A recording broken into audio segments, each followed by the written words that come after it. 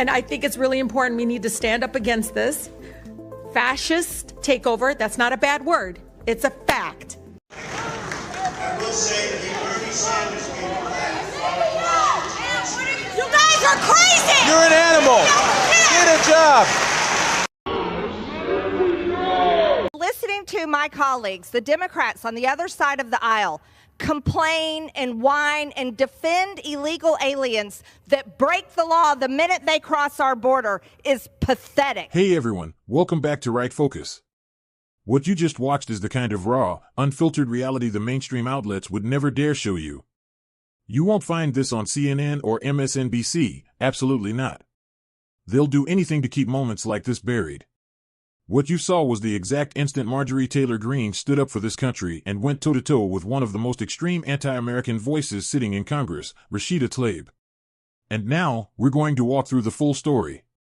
This is how MTG, armed only with hard facts, dismantled Tlaib's narrative so completely that Congress was forced to shame her publicly with a formal censure. They didn't literally drag her out, but they might as well have, because the whole world saw it. The media keeps trying to paint MTG as unhinged. But today, we're going to watch her make her case point by point, and then hear Tlaib's own words.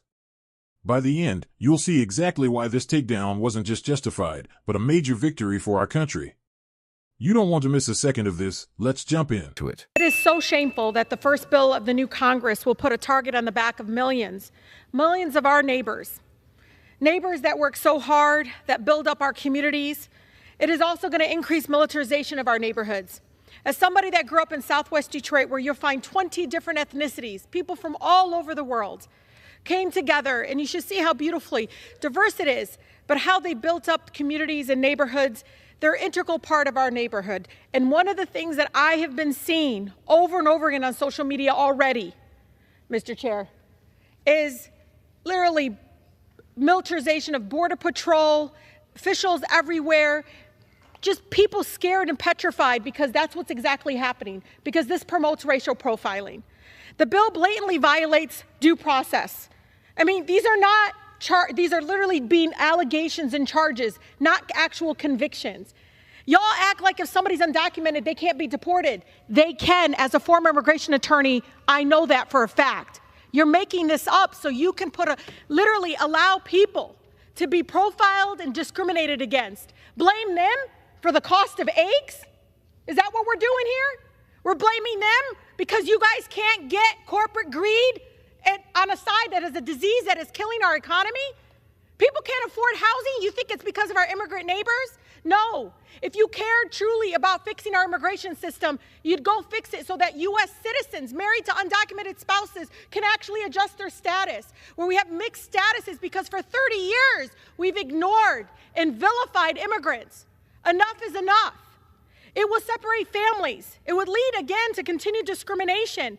It's shameful that my colleagues are giving into racist fear-mongering at the first opportunity to pass legislation to scapegoat our immigrant neighbors and fuel hate in our communities. I know what's going to happen. It won't just be undocumented. It'll be people like my mother who will get stopped and profiled. She have to carry her U.S. passport around? Are we asking people now to have documentation? That's what you want to turn our neighborhoods into, is militarization? I yield the gentlelady an additional 30 seconds. The gentlelady is recognized. I just ask all of you to truly understand what this will do to our communities. I urge our colleagues to please vote no on this divisive bill. And it's so important to understand what you're going to turn our communities and our neighborhoods into. We can't allow that to continue to happen. With that, I yield. Listening to my colleagues, the Democrats on the other side of the aisle, complain and whine and defend illegal aliens that break the law the minute they cross our border is pathetic. The American people are so sick and tired of it. They cannot believe what our country has gone through. And it is enough. It is absolutely enough. But they will go on to defend anyone that is not American because of their America Last policies. You talk about tax dollars used. Our tax dollars should be used defending Americans. And you want to talk about spending a lot of money? Spending a lot of money should happen for American causes, American purposes, and American security. Laken Riley is a young woman who should be living her American dream, and she had the right to do it. But people that come across our border illegally are not Americans, and they do not have rights here. And that is exactly why anytime they break a law, anytime they cross into our country, they should be rounded up and shipped out as fast as possible. And if we need to build more prisons, then we'll do it.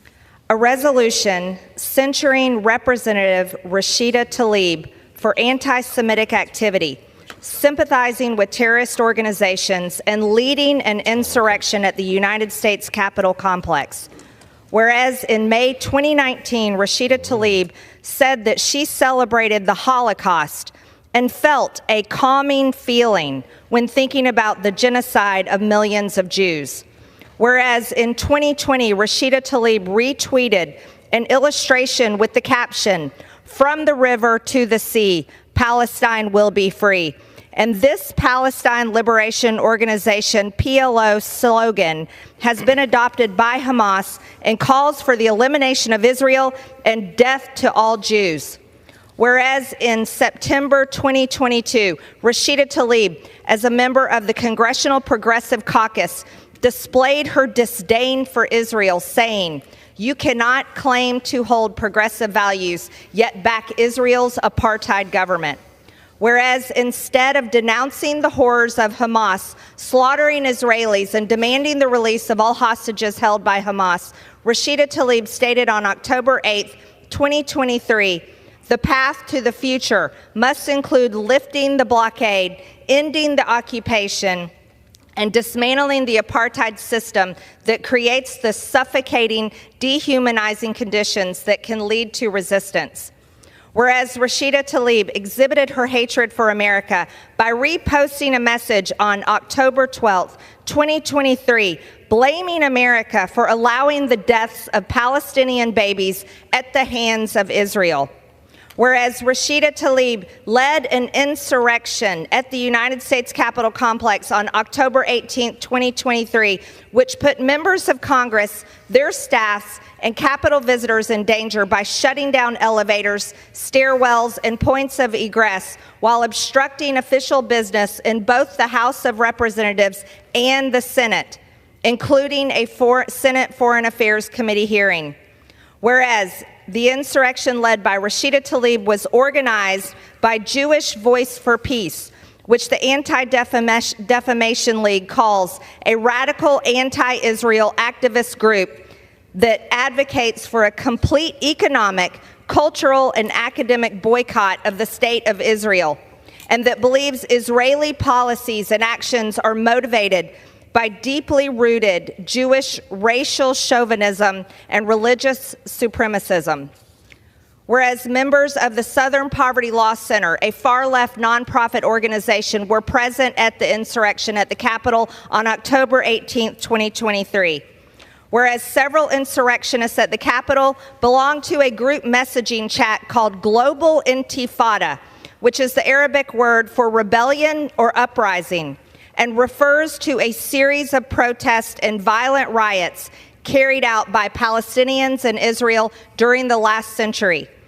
Whereas by leading an anti-American and anti-Semitic insurrection on October 18, 2023, Rashida Tlaib followed Hezbollah's orders to carry out a day of unprecedented anger following an explosion at a Gazan hospital, lying about Israel's responsibility for the attack, which United States intelligence agencies said was not perpetrated by Israel. And whereas members of Congress who denounce the United States while praising terrorist organizations are unfit to hold office, now therefore be it resolved that Representative Rashida Tlaib be censured. Representative Rashida Tlaib forthwith present herself in the well of the House of Representatives for the pronouncement of censure, and Representative Rashida Tlaib be censured with the public reading of this resolution by the Speaker. I yield back. You see that? Exactly what I've been talking about. Let's break this down, because there's a lot here. First, let's talk about Marjorie Taylor Greene's guts. It takes real courage to stand in that chamber, knowing the media machine and the Washington establishment are waiting to tear you apart and still deliver the unvarnished truth. She came prepared. She laid out, point by point, the long record of Rashida Tlaib's inflammatory and divisive comments, from her remarks about the Holocaust to pushing that infamous "from the river to the sea" slogan that everyone knows calls for wiping Israel off the map. MTG wasn't ranting or putting on a performance. She presented a meticulous case. That's what true leadership looks like. Now compare that to Rashida Tlaib's response. Did you hear a single sentence that showed concern for the American people? I didn't. Her entire argument focused on defending people who broke the law to get here. She claimed this legislation would target millions of our neighbors. But who is she talking about? Not American citizens who play by the rules and pay the taxes. She's defending those who crossed the border illegally. And then the deflection began.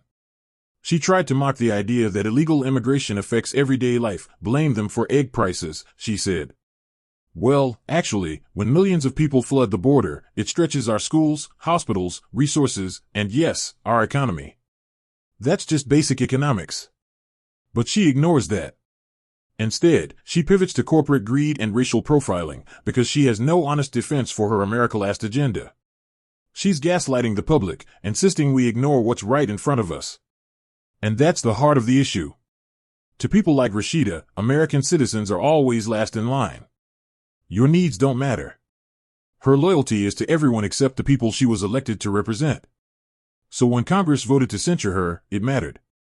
That's an official rebuke, permanent, public, and she earned every bit of it. MTG shined light where others looked away, and the truth prevailed. But it's not just Tlaib. You hear the same rhetoric from Ilhan Omar and the rest of the squad. They act like a political fifth column, siding with our adversaries, tearing down the country, and consistently prioritizing foreign interests over American ones. They have no place in Congress. Period. Marjorie Taylor Greene pulled back the mask and showed Americans what these radicals stand for. She did the job the media refuses to do. But that's just my take. Now I want to hear yours. Are leaders like MTG doing the right thing by standing up and pushing back? Drop your thoughts in the comments. Let's talk. If you found this breakdown valuable, hit that like button, subscribe to Right Focus, and ring the bell so you never miss the next time we bring you the truth.